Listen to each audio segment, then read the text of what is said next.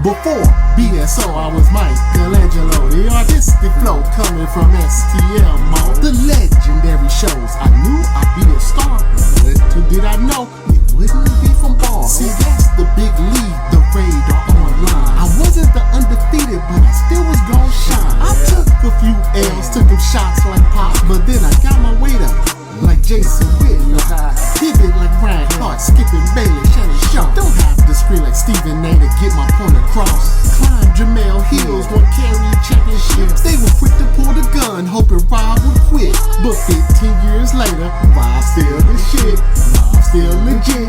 Rob's still on everyone's pound for pound list. Rob is courtside, Rob is ringside. Catch Rob outside at the 50-yard line. Don't act surprised, Rob is a winner. George Steinbrenner cooking up these headlines. What you want for dinner? The Black Sports Center, you know who I be.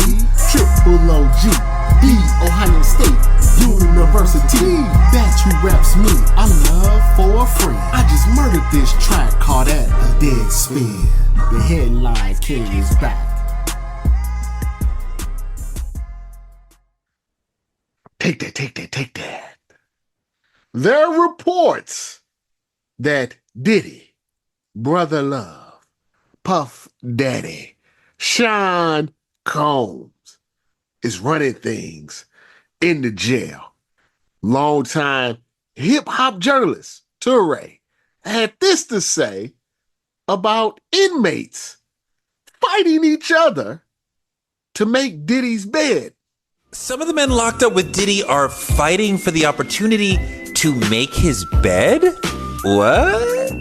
According to someone who was in the unit that Diddy is in not long ago, there are like groupies among the inmates who want to do special things for Diddy and might even get jealous of another man who gets to make his bed or do other special nice things for Diddy.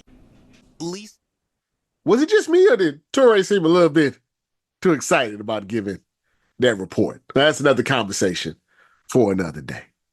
I know a lot of people are wondering, Diddy, someone who is a billionaire, someone that lived in lavish mansions, yachts, private jets, how can he just walk into a jail with regular inmates and take it over?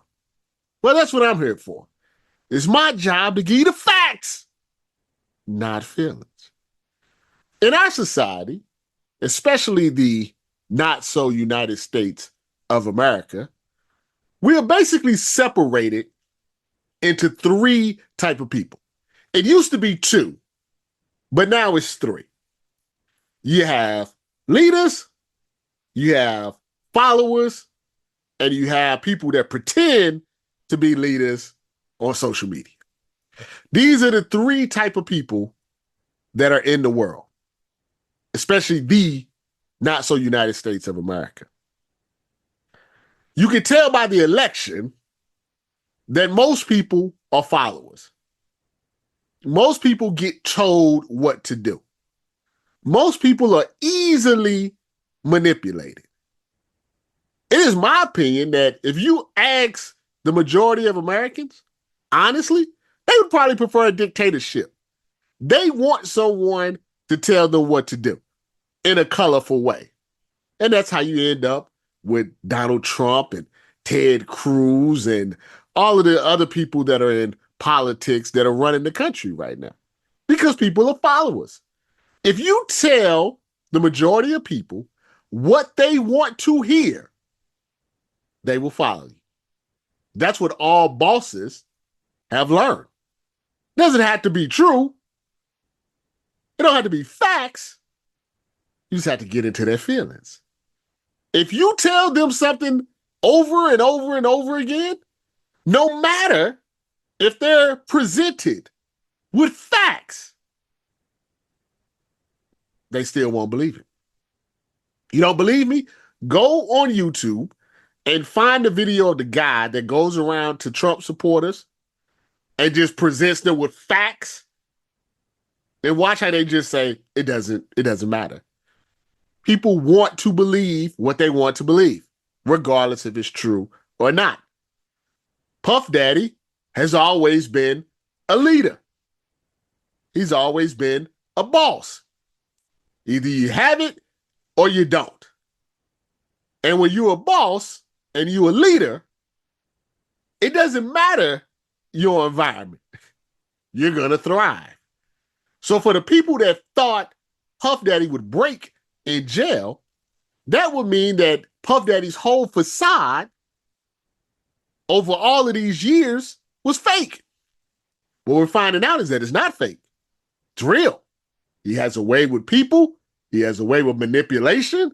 He has a way of talking to people that makes them feel good about themselves. He has a way of communicating with people to get them to do what he wants them to do. Basically, he's turned the jail into making the band. That's the type of person that Sean, Puffy, Brother Love, Diddy Combs is. And when I talk about that third type of person, the fake social media leader, that's an individual who is living in a fantasy world on social media. For whatever reason, they've connected with people on social media, but it's not their reality. Their reality is they work at Burger King. But when they get on social media, people think they're the king. They hang on their every word. They listen to their bad advice. Now, why they can't translate that to the real world? That's another discussion for another day. So am I surprised that inmates are flocking to Diddy? Am I surprised that Diddy has figured out the system in less than a couple of months? I'm sure they tried Diddy at the beginning. But if you know anything about his history, or if you read anything about his indictment, he'll blow your shit up. He blows up cars. He probably has hitmen. He's not someone to be trifled with. Furthermore, if you go through the details of the freak-off parties, that's not much different than what goes on in jail. The only difference is, not a mansion, it's a cell block. I'm sure the price of baby oil has went up substantially in the prison system now that Diddy is there.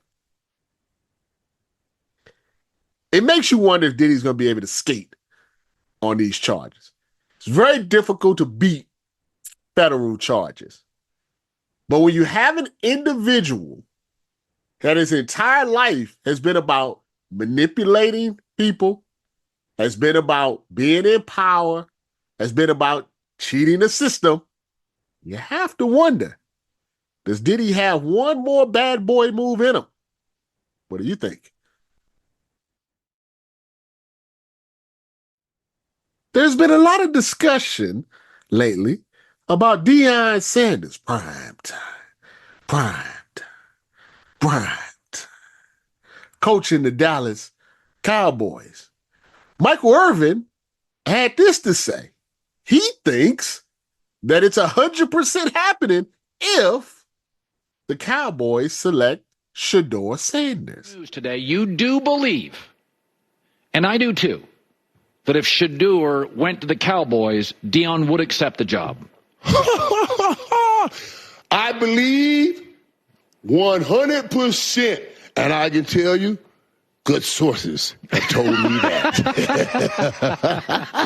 Great sources have told me that. That's all I can say like that without violating anything else. The play. I have a couple of thoughts on this. First off, congrats to Deion. Taking Colorado from 1-10 to potentially the college football playoffs, that's amazing. He needs to get credit, for that. When you're dealing with Deion Sanders, you have to separate when you're dealing with Deion and when you're dealing with prime time. I've had to deal with both. Deion Sanders was my favorite player by far growing up when I was a kid. But you know what they say about, meeting your heroes. So I've seen both sides of Deion. And there's a lot of the good side and there's a lot of the bad side, which is, not much different than all of us. But obviously he's a much higher profile individual, so he gets spotlighted or not. Yes, there are a lot of people that hate on Deion Sanders, that want him to fail. His flamboyantness, if that's a word, is not much different than when he was a player. And there was a lot of people that wanted him to fail as a player as well. So that's not surprising from certain people in the media, certain fans. They're never going to like a black man that is so confident and so willing to speak, his mind. On the flip side, there are a ton of people that connect with that and want Deion and Colorado and Shador and Travis Hunter to succeed. So, there's a little yin and yang, to that. As far as the Cowboys, though, I don't know. We have to address the elephant in the room. Dakota Prescott, who just got a $60 million contract, and he has a no trade clause. So even if they wanted to get rid of him, he could just say no. Either you have to pay or play me, or he would dictate where he wanted to be traded to. I think this is good for media. It's good for First Take. It's good for Club Shay Shay. But I think Deion would be smart for now to stay in Colorado. The Big 12 is not a powerhouse conference. Clearly, recruits will connect with Deion.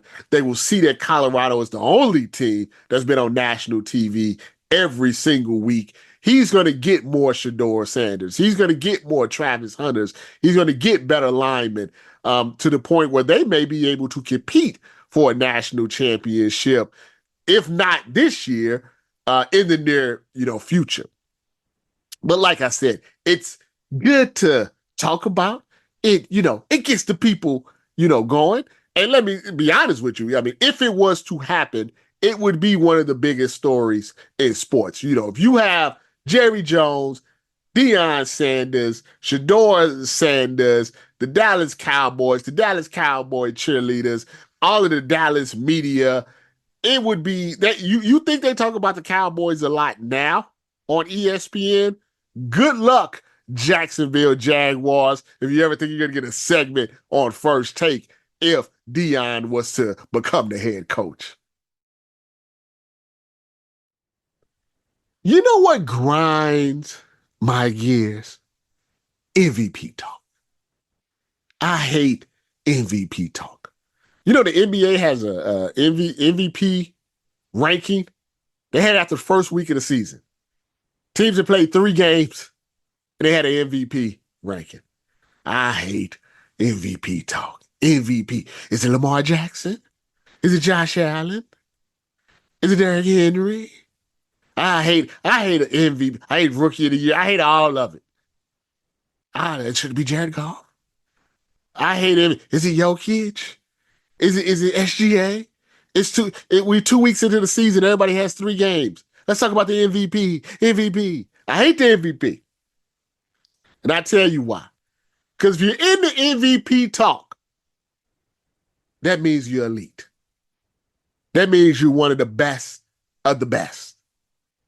You're high tier. When we talk MVPs, you're high tier.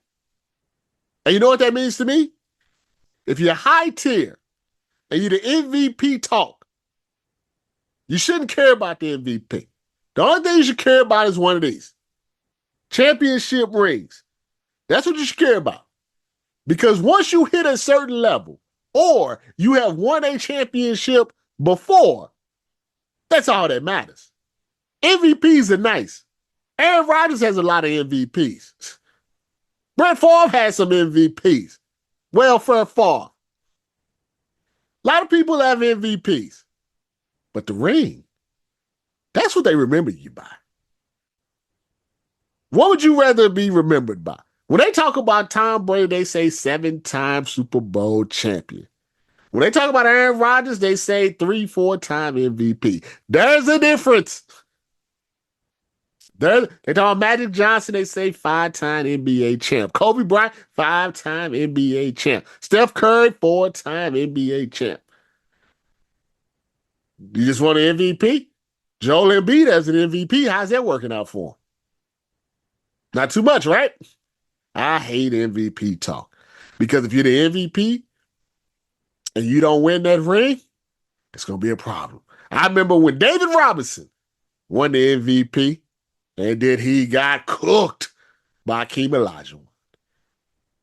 You want the ring at the end or you want the MVP? Preferably you want both. Think it matters to Lamar Jackson? If he has 7 MVPs, he want that ring. You think Josh Allen cares that he's beating Patrick Mahomes in the regular season, even though they get clapped in the postseason? He don't care. Don't care about a regular season game. Don't mean nothing to Josh Allen. Josh Allen want that ring. He want to beat KC when it matters. It's nice. We're going to celebrate. We're going to have a little drinky drink. But that's not the end goal. That's not, you see, Patrick Mahomes walked off the field with a smirk. Yeah, they can beat us in the regular season. We'll see when it's big boy time. And that's the difference from the elite. When it's big boy time or big girl time, that's the difference. Not anybody, but you can be elite in the regular season.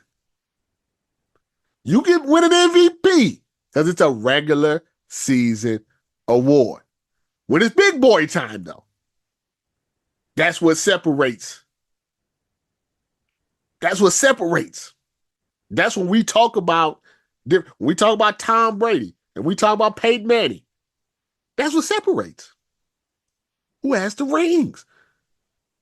And in 10 years, when I'm hopefully retired, sitting in a porch somewhere watching deer run around with no internet, and Stephen A. Smith is got super gray hair and still yelling at the screen, and they're talking about Josh Allen, Lamar Jackson, Joe Burrow, Justin Herbert, Patrick Mahomes, Justin Fields, not Justin Fields, Jalen Hurts. Hey, Justin Fields, I'm just playing. I mean, maybe you can win one too. They'll be talking about the rings, who got them and who didn't. And that's going to be the barometer. That's all that matters. This is the time I say goodbye, and that we're sponsored by absolutely no one yet. Please like and subscribe at all your podcasting stations. You can find it on The Headline King with Robert Littal, and subscribe to our YouTube channel, BSOTV. I'm out.